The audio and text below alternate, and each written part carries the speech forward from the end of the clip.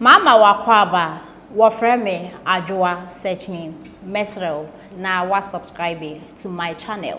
Mia notification bell on so for more news. Ebusuafo jaso eye programmer efia pokua vim lady na o hosti ewo OK FM. Na anapay mi kotie na ensema na ekoso ewo hono eye mesre pa titiri pa ekwan a NDC for omo ekrese se Ghana ye momo akwanya na omo bedi yensu biewa ekwan omo befa so a omo bekon etia corruption mekre katasheshe ena proye na mehwe program na mesre na ebusuafo nyenti a mesre ro nwi a obeti hase nyenti ekwanya Vice President His Excellency Dr. Bawumia osese nyame ye na domna 2024 Ghana for the akwanya ne mana ekwan ya obefa so a obekon atia corruption ena NDC for so nyame ya adom na ye de akwanya ne momo a omo so ekwan ya obefa so ombekon atia corruption na wa wo hweme wo de otan party ebeto nchen na wa mana Ghana aye first no one who say Ghana na ye chechere no ye na ye chechere politicians journalists ordinary if friend is a business men business women ye mame mo motontos e na de wo dwom jende na de ye nyina na ye chechere o man no enye politicians nko a nti it is about time I say you say NDC for no baby adu ne de ye ndada akwan so na wo ko no ye nti ensem o mienu e de atudwane esanso. Ladies and gentlemen, let us now move to dealing with corruption. I entered politics to serve the nation. My passion is solving problems. My passion is helping the poor, the vulnerable, and the disadvantaged in society. Accumulation of wealth is not and has never been a passion or an ambition. This is why throughout my public life, I have pursued policies, especially through digitalization, to check corruption in places like the ports, the DVLA, the NHIS, the Passport Office, and the Controller and Accountant General Department. So I have a solid track record in fighting corruption, and I have earned a reputation for doing so. Ladies and gentlemen, one of the most potent weapons against corruption is transparency. Many corrupt activities are cash-based. Bawumia issues or deba corruption no or see because adiaba ko emano efuali because ye bibia cash basis. So person odi do abroach level a bibia be cashless. I stand here with the full blessing of the next president of the Republic of Ghana, inshallah, His Excellency John Dramani Mahama, to inform you, and by extension the good people of Ghana, that the next NDC government will investigate the stinky $12 million Ejapa scandal, retrieve all illegal payments made under same, and ensure that all the perpetrators are prosecuted. Okay. The day of accountability and reckoning is fast approaching. Okay, so this is Sami JV, NDC's proposal on corruption. If you marry that with Bawumia there, now we decide which one, and I would do say Ebebo Ghana. That's all. Youth are more Ghana. 9.8 million. Muna would decide it. In Kokrani Pennyford cannot determine who becomes president. Ebusuafo enti ensem way and a two parties see metre NPP and a NDC omode atudwa enti wa weti ebi no oye badwemba onimi nipa obeto amano. I am not in any position to tell anyone say kwato abama NPP and I say NDC, but what would say nsema omo mienu di tudwa obehu party a obeto aba ede amom. But me pesa me kakakra efia pokua na nse me nsheda ehu ni ye. I love her. She is someone I look up to.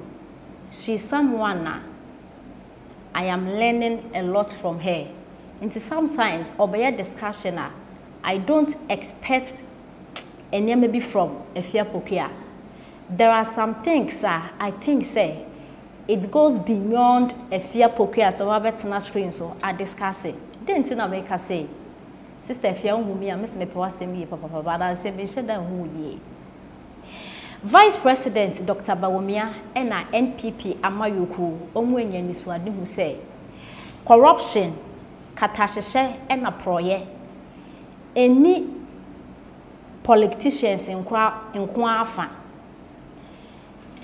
She say, Ghana Hanomeno, sector bia corruption woho, oko haba, corruption woho, oko airporter, corruption woho, oko education sector, corruption woho, oko health sector, chrono woho, baby abeko wo memu bia passport office chrono woho. Inti Vice President Dr. Bawumia say, send ye beya yebetumi air to sa chrono ya say, chi say ye cashless. Oko baby a unfesika digital way na wo de akwa akotua wa afi ho se ne be ya unkotua sika na obi nti ne de emfim na sika beba oman mu na omo de abo oman mu bra. This is a personal yehia se ne be ya Ghana de bia yeso corruption esu betwa. We are the same people like ye cassetia politicians ya kronfo na wokwa ha we ya kronfo enye politicians nko a. As a matter of fact ye na ya kronfo ti Bawumia so oba Dr. Bawumia so oba obey na cashless wokọ passport officer unfesika nko digital way no wakwa akoye airport digital way no wakwa akoye habo digital way bebia se na be ya krono de be kofem woni man NDC for de NDC for impenfo sameje mfi akwada nyame ono je Mike on NDC party ne dia oje Mike assemble na same ka chega na fa asema same ka che ina de se ekwanya won so wo fa so wo beye se nyame ya do na 2024 ye de amembu ni mo a omo be fa so akon etia me kire katasheshe na proye and say His Excellency Naradanka Kufuado Vice President Dr. Bawumia and NPP for no omoba be make sure so omo de omo be court no more a prosecute omo de omo akogum omo so omo style of how omo be see akon etia corruption ne we obesi we na e ka say inti sebio NDC for sebio mpanifo mu anima mi ndi mu atem nti NDC for no aya mo kotena se na mo de policies ba aya mo dwe ho ansa na mo abekasa. And Efia Pokuya, I do not expect you to come and sit on TV to discuss this. Obi abokro no oba betina to me we how we see are fighting against corruption. Na sami jemfi na wo so oba be ko atia corruption ekwanya wo be fa so oba na sisi oba na obetire obi tuma corruption eto atwa eto ntwai na wo sami jemfi what you obi asanka ise udem o ma penda da mahama sisi nke se nko odem wo prison not free na o su na no ho hyehye no ese edu nketia fifi kwete wana NDC fo mpanifo na se ba no krono a se nka mu ina mkogu because obi enu obetimi de ni se sinebo ekura bible mu adinsi akentem se onwi aga na sikada nti se NPP for me I'm not saying say omo embo krono ene mo na mo ka mo abokrono mo so ye politicians they are capable of doing anything. And this omo we sika ene mo asema mo prosecute omo a what next and ebe ma na krono ajai e ma na krono njai ye fa bibi te say sa ghost names ya na diga sike. His Excellency Dr. Bawumia by through digitalization what be ye fi ho in samanfo we chef me waje pay wa Ghana and then samanfo no mo so mo njibe omo akoda ina NDC fo akronfo a digitalization na ohanka double salary NDC for akrofo mpanifo amoje double salary kaboje she say NDC for no yenu 24-hour economy a fele so for so kwache osi anadwo amanfo benya wache ato kwakubu ahen osi Ghana fo pefufu nti anadwo kra benya fufu adi rade o man be na e wo mi say and I mean, one was say Ghana for still, omudi NDC for echi. Omo ba social media, no explanation. Atem didi emfaso neso. Ghana for na mo pesa mo to mo man pani dada Mahama no. Enye say economy no asay kura to say dem ka no.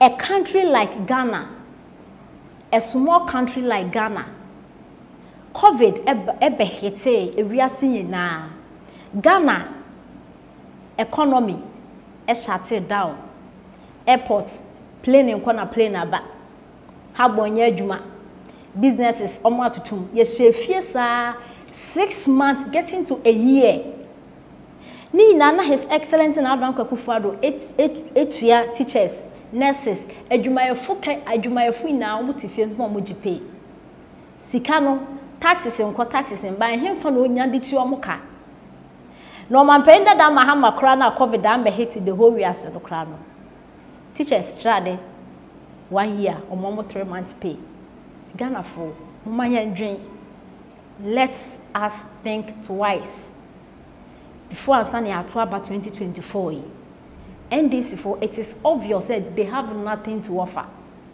If NDC for the policy say ba match Dr. Bawumia who say yes competition in more than competition way flat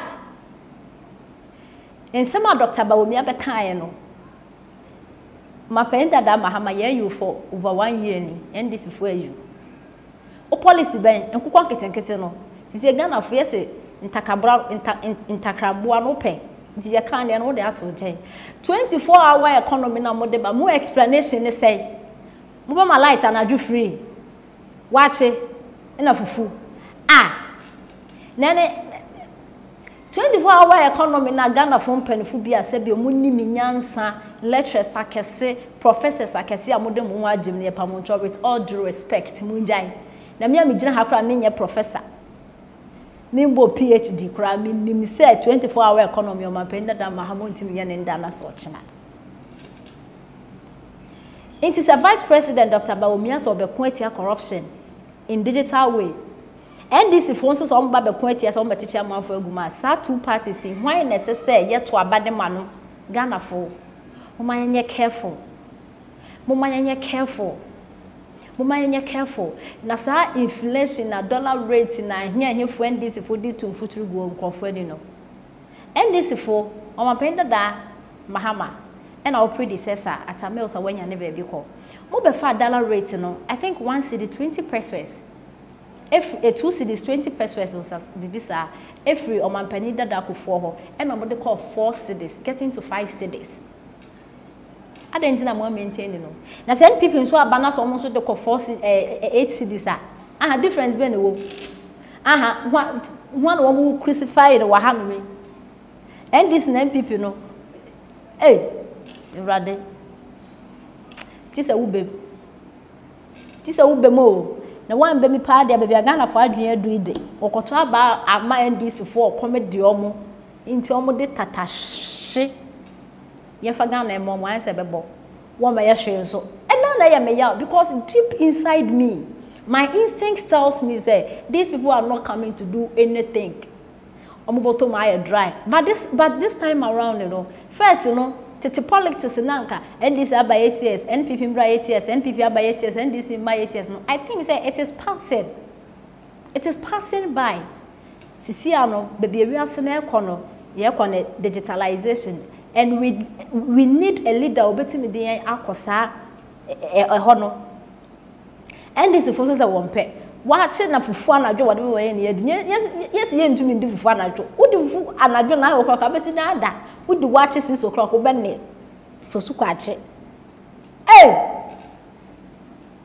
ese do katia mana munja Ghana ba ya munja Ghana ma ya ndisi fu monkoda mutena se na mo the good policies ebetimi abo o man ne ba na mo aba bi o ne ato amamu na de mu ye de yehusu o we don't see top. With all due respect, we don't see top. It is a kwame na mofa so ababe kwetia corruption there. Excuse my language, useless. Yeah, sembienu. Ubechi obi atuma. How is that going to affect your friend is a fighting of corruption? Kwame nzwa. Uti nipa ni tuma corruption no anwesi. Anu see. NDC for mana.